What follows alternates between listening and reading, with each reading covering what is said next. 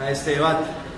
Bueno, en primer lugar, pues como lo expuso yo creo que muy bien y de manera muy detallada el concejal Nelson Castro, el Polo está rechazando esta nueva propuesta de valorización del alcalde Peñalosa y así quedó consignado en la ponencia negativa que presentamos por decisión también de la bancada por unanimidad. Aquí ya se han planteado varios argumentos. Yo voy a hacer un esfuerzo por agregar nuevas cosas para seguir demostrando, como lo han señalado muchos colegas, que este proyecto de acuerdo es, además de inconveniente, abiertamente ilegal. Y comienzo señalando esto: la valorización, como cualquier tributo, tiene que cumplir con ciertos principios constitucionales. Y estos principios de la Constitución se deben respetar, en primer lugar, porque estamos en un Estado de Derecho y al alcalde Peñalosa le toca someterse a lo que diga la Constitución y la ley en lo que tiene que ver con los tributos.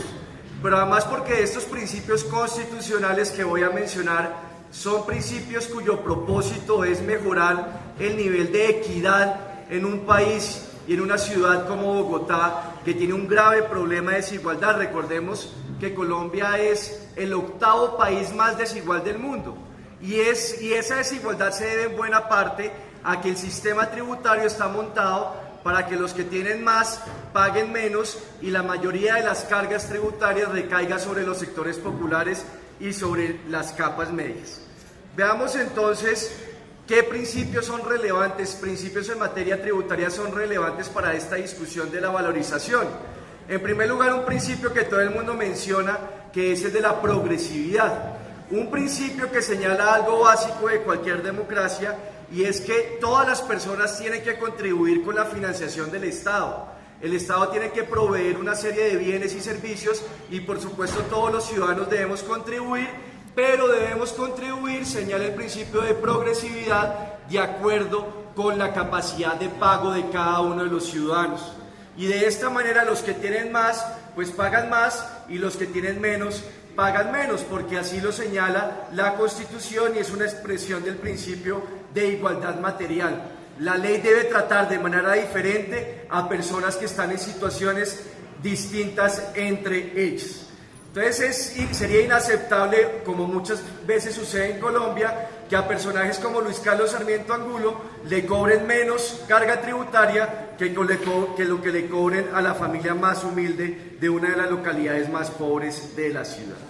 El segundo principio que quiero resaltar es el de la equidad tributaria, también establecido en la Constitución y desarrollado por la Corte Constitucional en varias sentencias.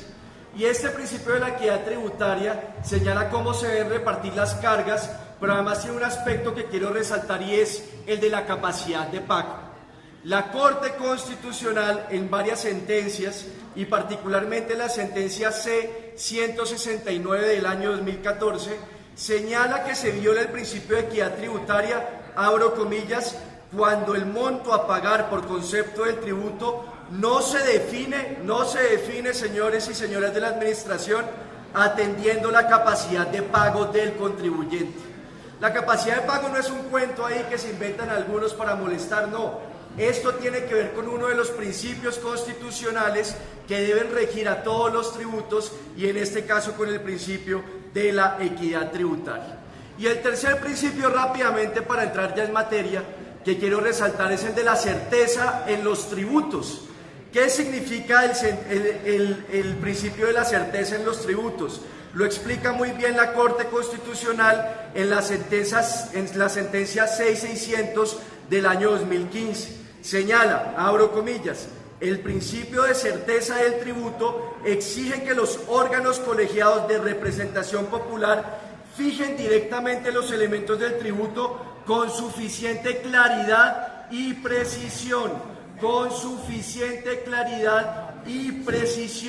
O sea que cuando se aprueba un determinado tributo se tiene que definir con claridad y precisión qué es lo que se le está cobrando a los contribuyentes. Y ese es un principio fundamental porque evita arbitrariedades, lo que llama la Corte Constitucional arbitrariedades en la imposición de los tributos. Bajo este marco de principios constitucionales, veamos entonces qué sucede. O primero, qué ha sucedido con la valorización en Bogotá en los últimos años y particularmente a partir del acuerdo 180 del año 2005. Estas valorizaciones que se han cobrado en Bogotá han violado abiertamente estos principios, porque se le ha impuesto a los bogotanos cobros absolutamente arbitrarios que violan su capacidad de pago y que no cumplen con el principio de la certeza tributaria, con el principio de la certeza en los tributos. Y es por eso que se han presentado grandes movilizaciones en contra de este cobro de la valorización. Yo aquí reitero lo que dije hace algunos días. La señora directora del IDU, cuando estaba mostrando como la historia de la valorización en Bogotá, señaló que en general la gente estaba muy contenta con la valorización, pero se le olvidó señalar que en el gobierno de Samuel Moreno, cuando en Engativá y en Fontibón estaban cobrando la valorización por las obras cercanas al aeropuerto, la gente salió a protestar masivamente y a ese gobierno le tocó echar para atrás los cobros en esas dos localidades. Y en el gobierno de Gustavo Petro sucedió lo mismo. Yo me acuerdo en ese momento cuando estaba cobrándose la otra fase de la valorización, que la gente salió a protestar y aquí en el consejo la llamaban el concejal número 46, porque venían masivamente de distintas localidades a rechazar ese cobro de la valorización. Recordar esto, el polo, como aquí lo ha señalado el concejal Argote, en el año 2005 votó en contra del proyecto de acuerdo que después terminaría siendo el acuerdo 180 del año 2005. ¿Qué dijo el alcalde Peñalosa en ese momento cuando se estaba discutiendo lo que sería el acuerdo 180? De acuerdo con un artículo del Tiempo que encontramos en mi oficina, el alcalde Peñalosa respaldó esa valorización del acuerdo 180 con todos los problemas que traía esa valorización del acuerdo 180. Y resalto esto porque en esta nueva valorización del hoy alcalde Peñalosa se están cometiendo los mismos errores que se cometieron en el acuerdo 180, que repito, fue respaldado por el alcalde. Esos errores están ya que sobrediagnosticados. Yo estuve leyendo y en la oficina estuvimos analizando con mucho cuidado los estudios de un analista muy importante que se llama Óscar Barrero Ochoa. Ha publicado varios ensayos y estudios al respecto. Algunos han sido publicados por el Lincoln Institute. Tengo aquí en mis manos uno que se llama Contribución de valorización o mejoras en Colombia, análisis de las experiencias colombianas. Y él hace una serie de críticas, de cuestionamientos, particularmente a la valorización en Bogotá, y hace un diagnóstico muy bueno. Y resulta que el alcalde Peñalosa está incurriendo en los mismos errores que el doctor Borrero ha rechazado en sus estudios detallados de la valorización en Bogotá.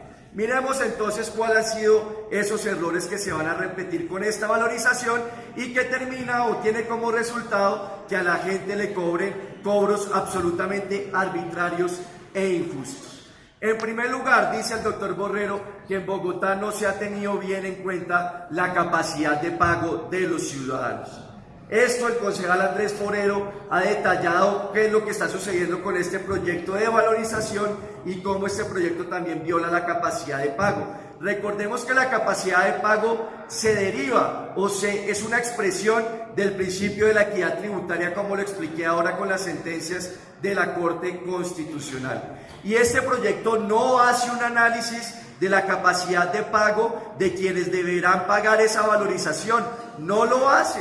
Ustedes de manera muy tramposa, y reitero la palabra tramposa, utilizan la encuesta multipropósito como una herramienta que dicen ustedes que les permite definir si hay capacidad de pago o no. Pero la encuesta multipropósito lo que nos muestra es el porcentaje de hogares de cada localidad que tienen capacidad de pago de acuerdo con las preguntas que les hacen, y hay datos generales.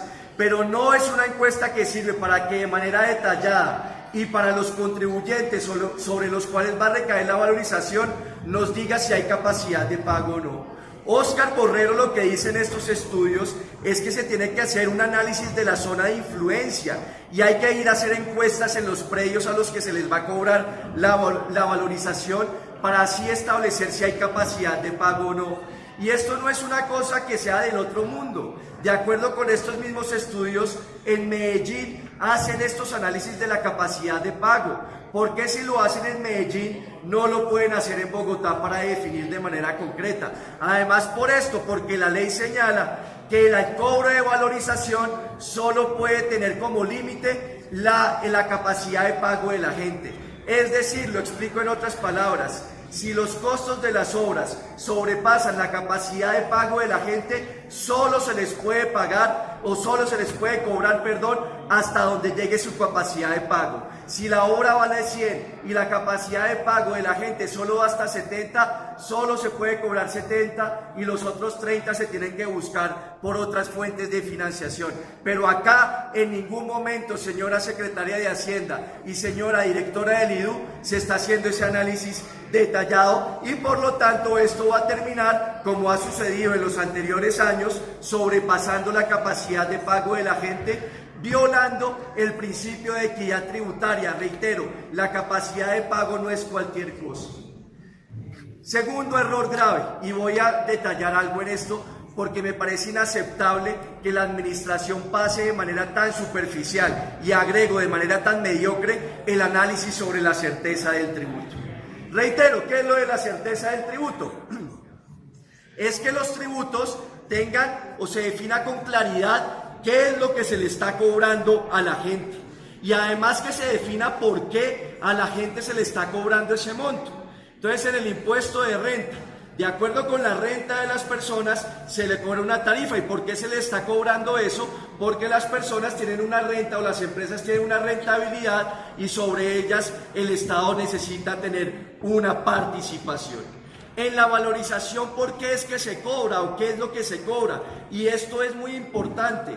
La valorización se cobra porque una obra pública va a hacer que un determinado predio se valorice, incremente su valor y ante ese incremento del valor, que es un beneficio para su propietario o para su poseedor, el Estado cobra una parte de esa valorización. O sea, el hecho generador, en este caso de la valorización, es lo que se valorice cada uno de los predios. Pues bien, ¿qué ha sucedido en Bogotá en los últimos años? De acuerdo con este estudio, repito, de Óscar Borrero, que en Bogotá, a diferencia de lo que sucede en Medellín, en Bucaramanga o en Manizales, la administración, el Estado, el distrito, no detalla o no cobra la valorización de acuerdo a cómo se va a valorizar ese predio, no hace esos estudios. En las otras ciudades sí hacen un cálculo. Si hago un parque alrededor de un barrio, en ese barrio los predios se van a valorizar en tanto por ciento. Eso lo hacen en otras ciudades del país y no se ha hecho en Bogotá. En el acuerdo 180 además, por ejemplo, se decía que el beneficio para cobrar la valorización no solamente era el incremento del valor del predio, sino también beneficios porque mejore la calidad de vida de la gente. O sea que porque se construye una vía o se amplía una vía, va a haber mayor movilidad, se mejora mi calidad de vida como vecino de esa vía y eso lo tienen en cuenta para cobrar la valorización. Y eso, de acuerdo con un estudio que le presentó Óscar Borrero a la Procuraduría General de la Nación, eso es abiertamente ilegal. Porque la ley, el ordenamiento jurídico colombiano señala que solo se puede cobrar es por la valorización del predio, no por otros factores como por ejemplo que se haga más feliz a la gente, como se plantea también en este proyecto del alcalde Enrique Peñalosa. El doctor Óscar Borrero ha señalado que por eso es que en Bogotá la valorización se ha cuadrado a machete, como hacen algunos estudiantes en los colegios, doctor Celio Nieves, que cogen el libro de física, ahí están los problemas, al final del libro de física están las respuestas y adecúan toda la operación para que le dé la respuesta correcta, pero resulta que la operación no llega a esa respuesta, lo cuadran es a machetazos y es lo mismo que ha sucedido en Bogotá y es lo mismo que va a suceder con este cobro de valorización del alcalde Peñalosa.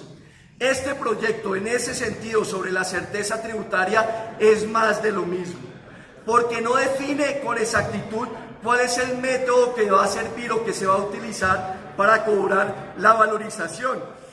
Y en esto quiero resaltar esto, señores de la administración. De acuerdo con la exposición de motivos, ustedes dicen que el método va a ser el avalúo ponderado por la distancia. O sea, que tienen en cuenta dos factores. Uno, el avalúo catastral. En la ponencia positiva del doctor Torres, dice que el avalúo catastral es una forma de definir la progresividad de los impuestos. Pero reitero, este debate ya lo hemos tenido en el predial. El avalúo catastral no define si las personas tienen capacidad o pago o no. Aquí en Teusaquillo hay viviendas que pueden ser muy costosas de acuerdo con su avalúo catastral, pero adentro viven personas que no tienen ingresos, que no tienen la liquidez suficiente para pagar ese tipo de tributos. Y el segundo factor que ustedes tienen en cuenta es la distancia del predio a la obra. Y entonces traen una fórmula acá, y en esa fórmula incluyen un beta, que es un parámetro que tiene en cuenta el efecto del valor del suelo. Esa es la fórmula y dicen que es una fórmula mucho más sencilla. Pero destaco esto, colegas. En la exposición de motivos, solo hay una página, doctor Flores, una sola página que explica el método, cómo van a calcular la valorización de cada uno de los predios. Una página. En la ponencia del doctor Torres son 4 páginas, y de esas 4 páginas, 1,5 explican cómo fue la valorización o la fórmula del proyecto del acuerdo 180 del año 2005. Este tipo de cosas no se pueden explicar en una página. En una página vamos a tener certeza de cuál es el tributo que se le cobra a la gente, pregunto yo.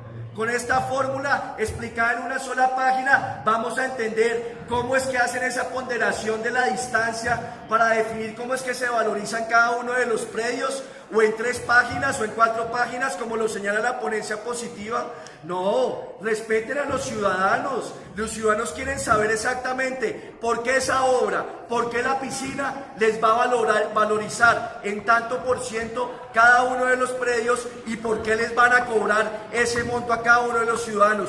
Esto es un irrespeto, señores y señoras de la administración, que en una página nos traigan con esa simpleza la explicación del método matemático de cómo se va a calcular la valorización. Y lo digo porque este es el punto de debate fundamental, y lo digo con fundamento a los estudios juiciosos que ha hecho el doctor Óscar Borrero sobre cómo se está cobrando la valorización en Bogotá.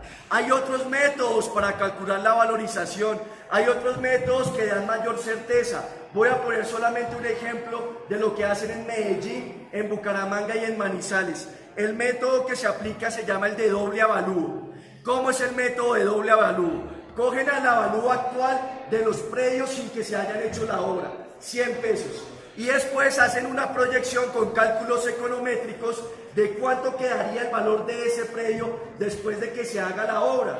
Y para hacerlo tienen en cuenta otras zonas donde ya se han hecho obras similares a las que se van a hacer para definir cuánto se ha valorizado ese predio. Entonces ahí hay mayor certeza. Hoy el predio antes de la obra vale 100, pero después de que se haga la obra vale 150, se valoriza en 50 pesos, y sobre eso hay mayor certeza para cobrar la valorización. Pero de esto la administración se despacha con una página, colegas. Eso es un irrespeto para el Consejo y, repito, para Bogotá, porque eso es un punto medular de todo el debate. Y entonces lo terminan cuadrando a machete. Necesitamos 1 billón de pesos para esas obras. Bueno, lo distribuimos ahí y le metemos una formulita matemática, y a uno le toca 100, a los otros 200, a los otros 1000, y listo. Es como el estudiante flojo de física que busca atrás del libro de texto la respuesta para adecuar la solución del problema a la respuesta correcta que dice el texto de física. Y es ilegal. Porque, repito, de acuerdo con este estudio que se le entregó a la Procuraduría, tiene que haber certeza de ese hecho generador, y se tiene que definir con precisión en cuánto es que se van a valorizar cada uno de los predios. Otro punto, el costo de las obras, otro machetazo.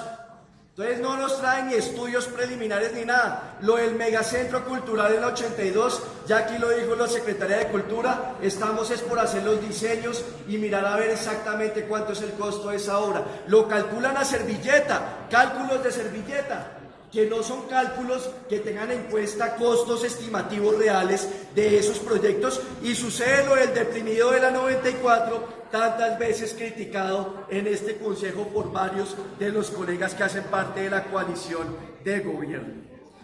Y ya para terminar, señor presidente, frente a la situación económica, yo veo a la Secretaría de Hacienda muy optimista, pero supremamente optimista, contrariando todos los análisis serios que se han hecho sobre la economía del país, porque en realidad el modelo neoliberal en Colombia se reventó. Desde hace 25 años y particularmente desde el anterior o los dos gobiernos de Álvaro Uribe Vélez y los dos gobiernos de Juan Manuel Santos, lo que han hecho es especializar a la economía colombiana en el sector minero energético, con los tratados de libre comercio, la apertura económica, con tantas medidas.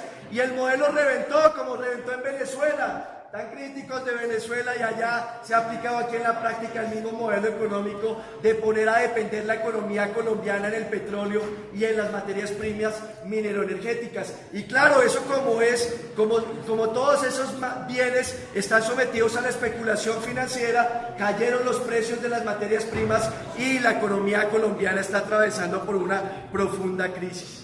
Miren algunos datos: crecimiento de la economía colombiana en el primer trimestre, 1.1%, con esta gravedad, y es que la población creció 1.8%, o sea que el PIB per cápita disminuye en proporciones supremamente grandes.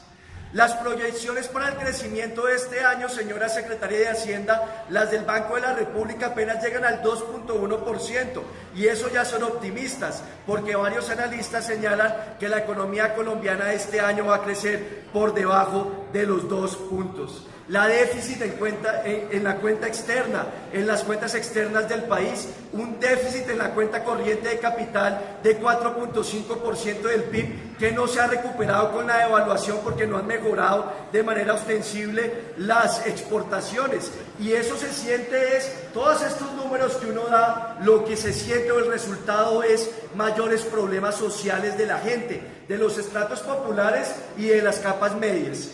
Y ya se está presentando en Bogotá. El año pasado, concejal Molano, ingresaron a la pobreza 100.000 personas en Bogotá. Tenemos una discusión de las causas, pero la pobreza aumentó, eso es un hecho que lo señalan las estadísticas. El desempleo en Bogotá está aumentando. En el primer trimestre el desempleo de Bogotá fue del 11.7%, comparado con el 10.6% del primer trimestre del año pasado. Y ante esta situación, el presidente Santos está dedicado a descargarle la crisis a la gente, a las capas medias y a los sectores populares. Con esa reforma tributaria que aumentó varios tributos, es particularmente el peor de los tributos, que es el IVA. Y el alcalde Peñalosa, ante esta situación, quiere quitarles o sacarles de los bolsillos a los contribuyentes otro billón de pesos. Así no puede funcionar un país. Porque además, si se exprimen a las capas medias, pues va a disminuir la capacidad de pago de la gente, la capacidad adquisitiva, y eso afecta a toda la economía porque no va a haber recursos para adquirir los bienes que producen nuestros empresarios. Y lo del predial, pues sigue aumentando en términos considerables, señora Secretaria de Hacienda. Ese límite del 20% pues se le está aplicando casi que a todo el mundo. Ya termino, señor presidente. En el caso de la legalidad, ya terminó, 2 minutos. Sí, así como la administración habló 1:20, entonces podemos pasarnos unos minuticos más. Legalidad. Es que recordarán que ustedes dejaron esas constancias en la presentación. Por el bien del debate sería bueno que fuéramos a lugar, porque ya todos muchos han hecho las constancias durante el procedimiento. Entonces, simplemente por respeto a los colegas, sería bueno ser muy respetuosos del tiempo. Ya termino, señor presidente. Frente a la ilegalidad, aquí ya se ha expresado y se ha detallado y se ha demostrado que este proyecto es ilegal porque viola todo lo que tiene que ver con la participación ciudadana. Y en la ponencia hay una contradicción, porque nos dice la ponencia que las normas del Estatuto de Valorización no están vigentes, pero en la ponencia derogan las normas del Estatuto de Valorización. Entonces, si ya se derogaron de manera implícita por la Constitución y las otras normas que señaló el doctor Torres, ¿por qué los tienen que derogar? Es contradictorio. Si ya están derogadas, no hay que hacerles una derogatoria expresa, como señala la ponencia positiva de este proyecto. Y en la ponencia positiva hay problemas de unidad de materia. Una cosa es el cobro de la valorización y otra cosa son las normas generales que regulan la valorización, y ahí se viola el problema de la unidad de materia. Y lo que decía la concejal Gloria Estela Díaz sobre el tema de la acumulación, eso sí que están cogidos abiertamente en esa ilegalidad que vicia este proyecto. Termino entonces ya, presidente, señalando dos cosas. Uno, se está cumpliendo a la perfección lo que advirtió el Polo cuando se aprobó el plan de desarrollo. El Polo que dijo que esta administración, la de Enrique Peñalosa, era una administración del modelo Transmilenio, una administración que estaba empeñada en coger los recursos públicos para financiar grandes meganegociados. Por ejemplo, 28 billones para troncales de Transmilenio y para el negocio de las concesiones privadas de Transmilenio. ¿Y cómo lo financian? Privatizando, feriando el patrimonio público, recortando derechos sociales y con más tributos e impuestos a los ciudadanos, como este de la valorización. Es el negocio, socio. Por eso el Polo Democrático Alternativo rechaza este proyecto, y si las bancadas insisten en aprobarlo, vamos a presentar una proposición para que en el recibo de la valorización llegue el listado, doctor Andrés Forero, de los concejales y las bancadas que votaron a favor de la valorización. Tanto que hablan del principio de publicidad, de rendición de cuentas, bueno, que los contribuyentes se enteren qué partidos y qué concejales les están cobrando esa valorización. Muchas gracias, señor presidente.